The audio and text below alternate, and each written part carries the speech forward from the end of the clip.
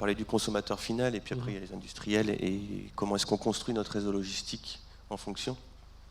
Sur ce sujet-là, nous, on développe nos produits aussi selon les tendances du moment et les volontés du consommateur final, de l'utilisateur.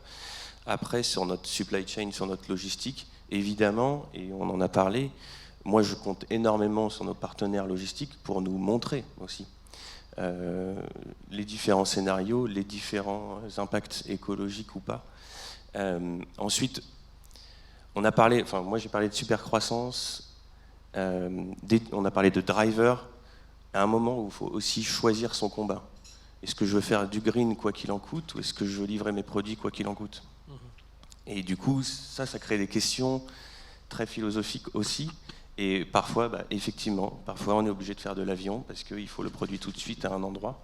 Et parfois, plus long terme, on réfléchit différemment. Mais donc, moi, voilà, ce que ça m'inspire, ces discussions-là, c'est dans nos appels d'offres, dans nos constructions de réseaux logistiques, comment est-ce qu'on le voit. Déjà, juste, on a parlé de data aussi. Avoir l'information, une fois qu'on a l'information, l'exploiter, l'analyser, et la communiquer, en tenir compte.